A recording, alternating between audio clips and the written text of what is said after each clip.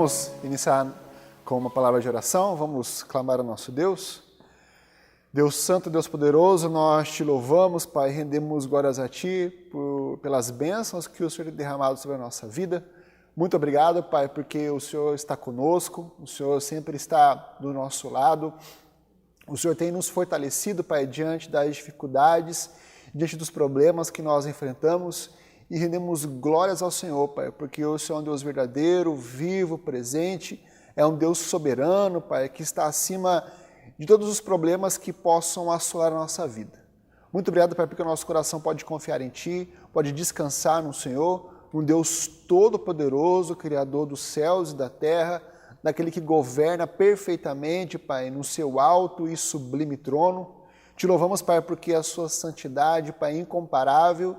E diante da sua santidade, Pai, o Senhor não é corrompível, Pai. E nós te louvamos por isso, Pai, porque ninguém pode comprar a salvação, ninguém pode comprar o seu agrado, mas nós podemos receber gratuitamente das suas graças e das suas bênçãos. Muito obrigado, Pai, porque o nosso coração pode encontrar refrigério em Ti, pode encontrar conforto em Ti, Pai, diante das angústias, diante dos temores, diante dos medos e aflições que nos sondam, Pai. Muito obrigado, Pai, porque também nós podemos encontrar um Deus perdoador através da cruz de Cristo. Rendemos glórias a Ti, Pai, porque o perdão já foi garantido a nós através da obra perfeita de Jesus Cristo. Nós Te louvamos, Pai, porque podemos ter a certeza que o Senhor se inclina para ouvir a nossa oração. O Senhor vem até nós, Pai, para ouvir as nossas mazelas, as nossas dificuldades, as nossas súplicas. E Te louvamos, Pai, porque o Senhor fará conforme Lhe aprouver. O Senhor fará conforme a Sua glória, Pai, conforme a Sua santidade, a Sua vontade, que sempre será boa, perfeita e agradável. E que o Senhor fale no nosso coração agora, que possamos aprender mais de Ti. Em nome de Jesus, amém. Hoje nós vamos continuar sobre a oração e a fé. E eu quero começar com uma ilustração. Há uma história de que havia um grupo de pessoas no hotel e diariamente tinha uma criancinha que ia para o piano lá que tinha no hotel e ficava teclando avulsamente, como crianças fazem, né? E aquilo começou a incomodar muito os hóspedes e foram reclamar para o gerente do hotel. Olha, essa criança está nos incomodando, fala para ela parar de tocar. E o gerente disse, olha, eu não posso, porque o pai dela é um cliente muito, muito especial para o nosso hotel. E eu não posso fazer isso, né? Eu tenho certeza que se vocês tiverem um pouco mais de paciência, quando o pai dela chegar, vocês podem conversar diretamente com ela. Chegou-se o dia em que o pai da criança chegou, e quando chegou, ele viu a sua filhinha tocando, batucando o piano, né, sem sair som nenhum. E ele gentilmente, por trás dela, chegou, pegou as mãozinhas delas e colocou-a em cima da mão dele.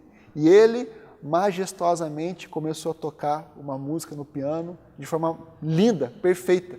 E a mão da criancinha, que não sabia tocar nada, estava em cima, acompanhando as mãos do seu pai. Meus irmãos, a oração basicamente tem esse princípio, né? Um dia, o Senhor Jesus tomará nossas mãos de fé e oração e as usará para extrair música do céu. Deus vem e, através com a sua mão santa, carrega a nossa mão incapaz de fazer algo correto e nos usará ou receberá a nossa oração para que nós possamos fazer algo que o agrada. Nós devemos lembrar, meus irmãos, que a fé genuína e autêntica deve ser precisa e livre de dúvidas. E nós devemos entender que quando nós oramos, e a oração é o exercício da fé, a nossa oração não pode ser com aquele tom de será que Deus é capaz de fazer isso? Será que a minha oração, de fato, se achegará ou se aproximará no alto trono de Deus? Abra sua Bíblia em Tiago 1. Os versículos 5 a 8. Tiago 1, dos versos de 5 a 8, diz assim: Se, porém, algum de vós necessita de sabedoria, peça a Deus, que a todos dá liberalmente, e nada lhes impropera, e ser-lhe-á concedida. Peça-a, porém, com fé, em nada duvidando, pois o que duvida é semelhante à onda do mar, impelida e agitada pelo vento. Não suponha esse homem que alcançará do Senhor alguma coisa. Homem de ânimo dobre, inconstante em todos os seus caminhos. Meus irmãos, nós não podemos permitir que a dúvida, que a incerteza conduza o nosso coração. Porque, de fato, se a dúvida conduzir o nosso coração, falta fé. Falta fé. Por isso que é necessário nós termos convicção, termos certeza do que nós estamos pedindo e até mesmo a quem nós estamos pedindo, que é o Deus Todo-Poderoso, que ouve a nossa oração e tem poder para fazer conforme lhe apraz. Veja, a perfeita fé sempre mantém o que a oração perfeita pede. Ou seja, quando nós temos uma fé genuína, consequentemente, a nossa oração encontrará resultados. A gente pode pensar assim, poxa, então eu posso pedir qualquer coisa com fé e vai acontecer de fato. Né? Eu vou pedir com fé para Deus me dar uma casona, um grande sobrado, e com certeza Deus vai me dar. Aí é a questão, meus irmãos, porque a nossa petição, embasada numa fé genuína, não vai pedir qualquer coisa. Não vai pedir coisas para que nós esbanjemos para os outros, mas vai pedir coisas, como diz ali, para a glória de Deus, para exaltar o santo nome do nosso Senhor. E, de fato, é isso o que conduzirá o nosso coração e o que conduzirá a nossa petição. O crente verdadeiro, com uma fé genuína, ele vai ter um momento de avaliar o seu coração e questionar: o que eu estou pedindo, o que eu estou querendo de Deus, vai glorificar o Senhor? Ou são apenas petições avulsas, livres, conforme o meu coração? Abra sua Bíblia em Marcos 11, 24.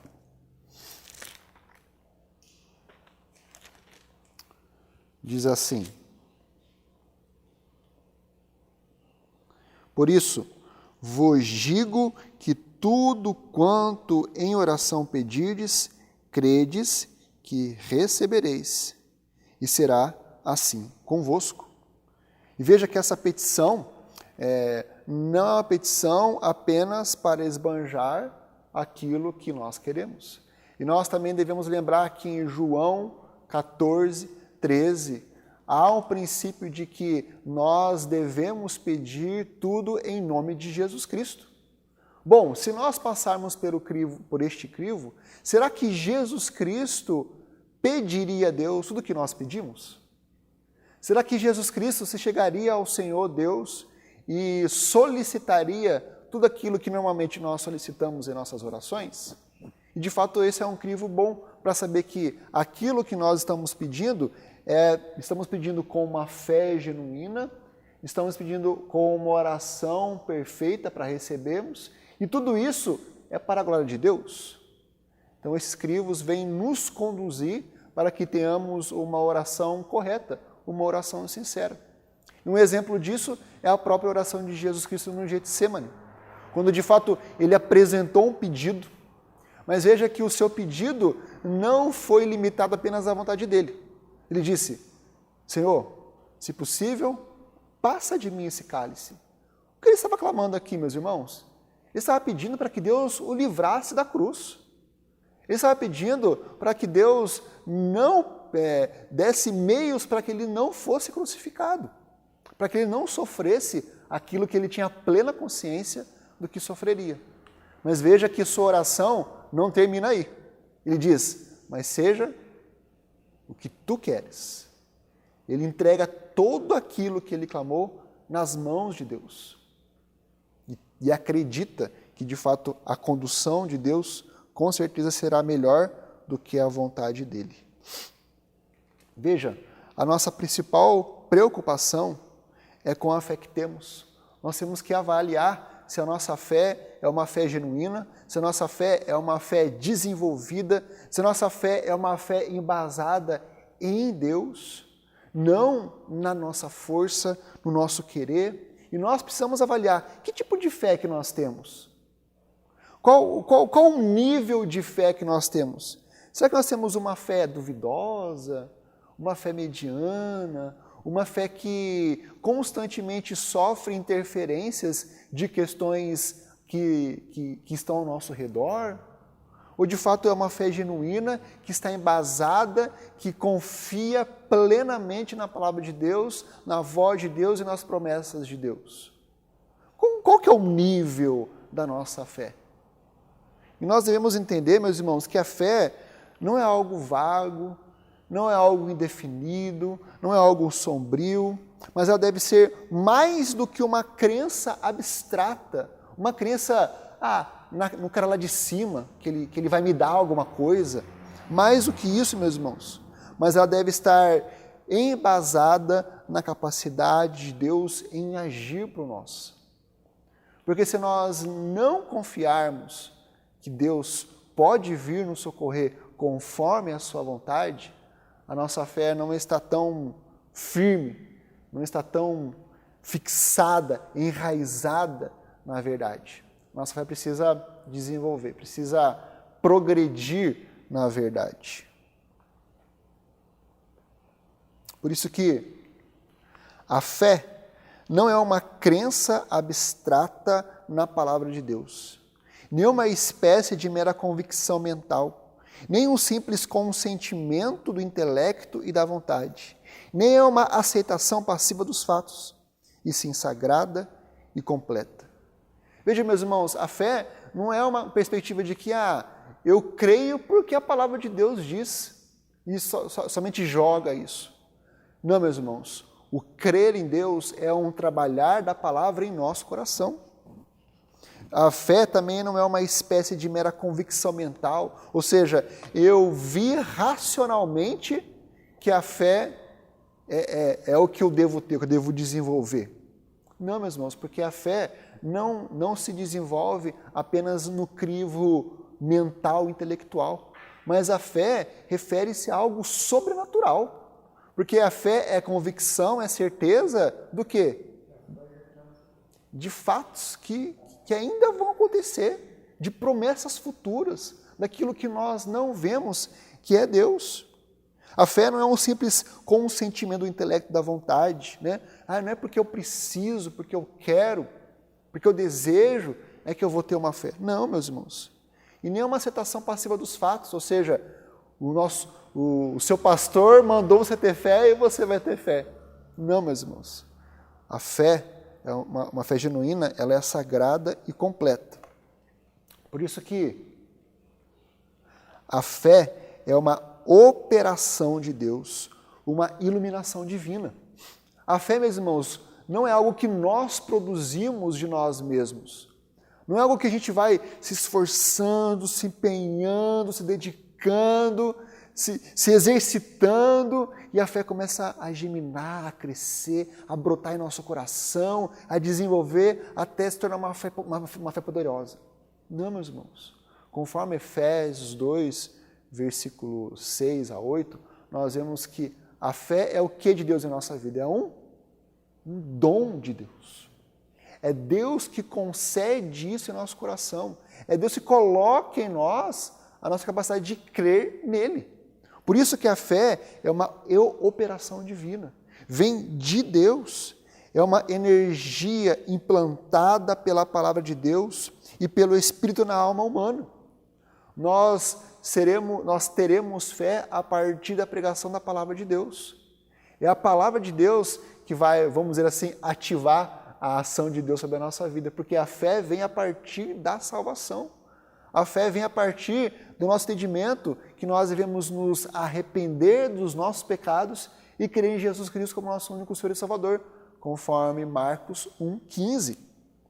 Por isso que a fé é um princípio espiritual e divino, que toma o sobrenatural e o faz inteligível pelas faculdades do tempo e do sentido. Quando nós recebemos a fé que vem de Deus, nós começamos a entender o agir de Deus em nossa vida e nas coisas que Ele faz. Meus irmãos, a fé lida com Deus e a consciência sobre Deus. A fé lida com o Senhor Jesus Cristo, que nos conduz a vê-lo como nosso Salvador. A fé lida com a palavra de Deus e lança a mão da verdade. Quando nós entendemos que a palavra de Deus é a voz de Deus, é a autoridade sobre a nossa vida. A fé lida com o Espírito de Deus e a energia usada e inspirada pelo seu fogo santo. Deus é o grande objeto da fé e esta repousa todo o seu peso em sua palavra. Nós não podemos separar a palavra, separar Deus e separar fé. Tudo isso caminham juntos. A fé não é algo inútil da alma, mas a busca de Deus e o repouso em suas promessas.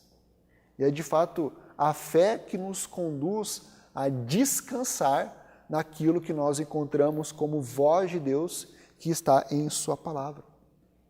Por isso, meus irmãos, a fé não é a crença em qualquer coisa.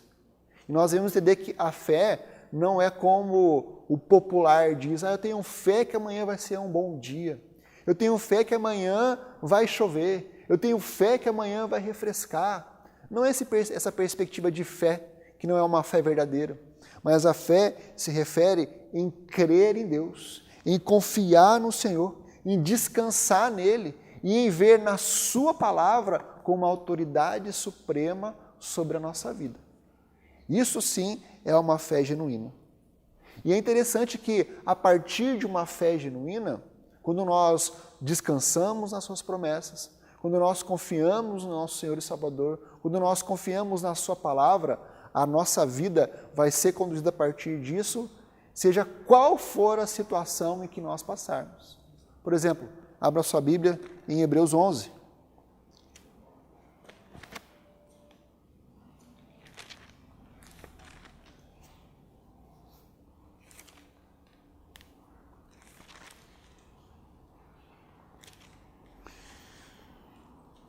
E você pode acompanhar comigo. No versículo 1 nós temos a definição da fé, e no versículo 2 nós começamos a ter uma afirmação, pois pela fé. Depois no versículo 4, pela fé. Versículo 5, pela fé. Versículo 8, pela fé. Versículo 9, pela fé. Versículo 11, pela fé. Versículo 17, pela fé. Versículo 20, pela fé. Versículo 22, pela fé. Versículo 23, 24, 27, 28, versículo 30 e 31. E nós encontramos aqui, meus irmãos, a galeria dos heróis da fé. Daqueles que passaram coisas incalculáveis aos nossos olhos como consequência da fé que eles tinham. E no final do capítulo 11, a partir do versículo 32, olha só o que a palavra de Deus diz. E que mais diremos? Certamente me faltará o tempo necessário para referir o que há a respeito de Gideão, de Baraque, de Sansão, de Jefté, de Davi, de Samuel e dos profetas, os quais, por meio da fé, subjugaram reinos, praticaram a justiça, obtiveram promessas, fecharam a boca de leões, extinguiram a violência do fogo, escaparam ao fio de espada, da fraqueza tiraram força, fizeram-se poderosos em guerra, puseram-se em fuga exércitos de estrangeiros. Mulheres receberam pela ressurreição os seus mortos. Alguns foram torturados, não aceitando o seu resgate para obterem superior ressurreição. Outros, por sua vez, passaram pela prova de escarnos e açoites, sim, até de algemas e prisões. Foram apedrejados, provados, cerrados pelo meio, mortos a fio de espada, andaram peregrinos, vestidos de peles de ovelhas e de cabras, necessitados, afligidos, maltratados, homens dos quais o mundo não era digno, errantes pelos desertos, pelos montes, pelas covas, pelos antros da terra. Veja, meus irmãos, que por mais que inicialmente no 132 nós temos grandes coisas que os homens fizeram a partir da fé, por outro lado, nós temos grandes sofrimentos que os nossos irmãos passaram por causa da fé. E o que os conduziu e os fortaleceu diante dessas tribulações foi uma fé genuína, foi uma fé verdadeira, foi uma fé real. Veja, a dúvida e o medo são os inimigos gêmeos da fé. Ocasionalmente usurpam o lugar da fé e, embora oremos, trata-se de uma oração inquieta, perturbada, apreensiva e, por vezes, murmurante. Meus irmãos, quando nós estamos com dúvidas do poder de Deus, da ação de Deus, da misericórdia de Deus, quando nós estamos com medo do mundo e ignoramos Deus, consequentemente a nossa fé vai fraquejar, a nossa oração vai cambalear e provavelmente nós vamos afundar diante da dúvida e do medo, como aconteceu com o nosso personagem aqui de Mateus 14:30. Abra sua Bíblia.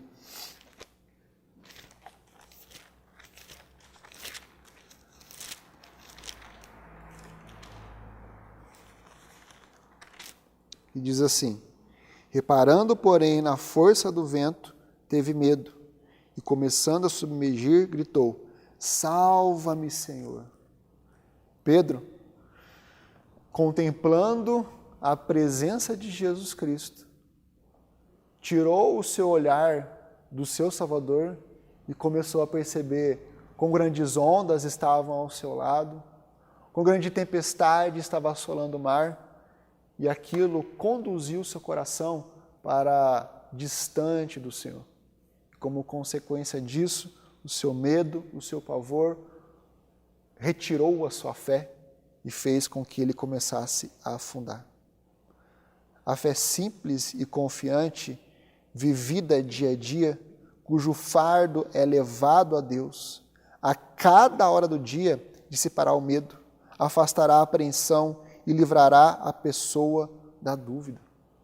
Meus irmãos, é a nossa fé que deve nos conduzir ainda mais à presença confiante em Deus. Porque nós não devemos andar ansiosos, pelo contrário. E é justamente isso que o apóstolo Paulo nos instrui, nos ordena em Filipenses 4:6. Que ele diz: não andeis ansiosos de coisa alguma. E de fato, este mandamento não finaliza aqui. Diante da ansiedade, do medo, da angústia do nosso coração, como que nós vamos enfrentar isso? Em tudo, porém, sejam conhecidas diante de Deus as vossas petições pela oração e pela súplica com ações de graça. Ou seja, quando o medo começar a invadir o coração, o temor, a ansiedade, a angústia, o passo principal para vencer isso é a oração. É voltar o coração a Deus. É voltar o desespero da nossa alma na presença do nosso Senhor. Por isso que todos nós devemos guardar bem e atentar para a administração dada em Hebreus 3:12.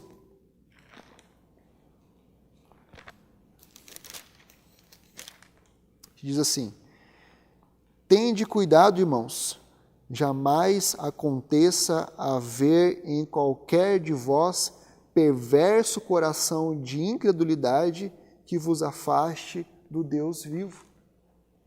E que, na verdade, meus irmãos, na sociedade atual, é justamente isso que acontece.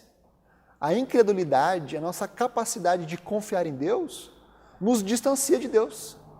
Ao invés de nós reconhecermos, olha, a incredulidade está começando a germinar em meu coração, então eu vou voltar para Deus. Eu vou buscar o Senhor. Nós não podemos permitir que uma fé fraca faça com que nós nos afastemos de Deus. Pelo contrário, uma fé fraca só será vencida e fortalecida quando nos voltarmos a Deus. E por isso nós devemos ter a consciência, meus irmãos, que a fé vai crescer, vai se desenvolver quando ela é exercitada. Quando a nossa fé é colocada em uso. E por muitas vezes ela vai ser nutrida, alimentada por dolorosas provações. Veja a instrução do apóstolo Pedro em 1 Pedro, capítulo 1.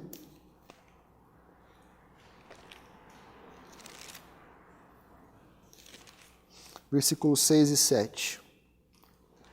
Nisto exultais, embora no presente, por breve tempo, se necessário, sejais contristados por várias provações.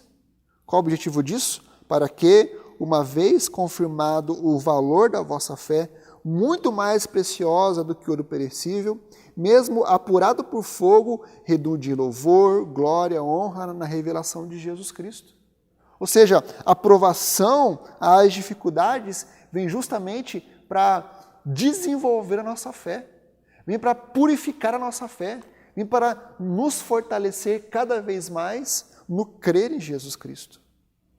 Ao mesmo tempo, meus irmãos, outro caminho para que a nossa fé fortaleça é através da leitura e da meditação da palavra de Deus. De nós nos voltarmos para a voz de Deus, para aquilo que Deus entregou para que nós o conheçamos, que é a sua palavra, as Escrituras. E, acima de tudo, a fé se desenvolve no ambiente da oração. Quando nós clamamos ao Senhor, quando nós rasgamos o nosso coração diante da presença do Deus Santo, vivo e verdadeiro. E esse era o propósito, meus irmãos, dos salmistas diante dos seus momentos de desespero, quando nós encontramos e vemos o Salmo de Lamento. Era onde eles entregavam e apresentavam a aflição do seu coração a Deus, entendendo que, abrindo o seu coração ao Senhor, a sua fé seria fortalecida e eles teriam a capacidade de enfrentar os problemas que eles estavam vivendo. Por isso devemos questionar: eu tenho realmente uma fé genuína em Deus? Eu tenho a fé verdadeira, aquela que me mantém em perfeita paz com relação às coisas terrenas e às celestiais? Será que a minha fé é uma fé genuína, é uma fé forjada pela graça de Deus? Por isso, meus irmãos, diante disso, nós devemos entender que a oração depende absolutamente da fé. Na realidade, ela não existe separada da fé. E não conquista nada sem sua companhia inseparável. A fé faz a oração ser eficaz. E, de certa forma, ela deve precedê-la. Antes que a oração comece perante Deus, antes que a petição seja nomeada e conhecida, a fé deve ser antecedida. Deve ter afirmado sua crença na existência de Deus. Deve ter dado sua aprovação à graciosa verdade que Deus retribui aos que o buscam a sua face. Sem fé, meus irmãos, o que é oração? Se nós não crermos em Deus, nós estamos orando a quem? Se nós não crermos naquilo que Deus é, nós estamos orando e clamando a quem para fazer o quê? Por isso que a fé faz a oração funcionar. Abre o caminho para o propiciatório. E dá a certeza, primeiramente, que há um propiciatório e de que ali o sumo sacerdote, que é Jesus Cristo, aguarda os que oram com uma oração conduzida pela fé genuína. A fé fortalece a oração e habilita a paciência para que esperemos em Deus. A fé é crer que Deus ouve a nossa oração e, ao mesmo tempo, é um Deus recompensador. Por isso, precisamos avaliar a nossa fé, precisamos avaliar o nível da nossa fé para que a nossa oração seja uma oração verdadeira, seja uma oração rica, que chegue até o trono da graça de Deus. Em nome de Jesus, amém.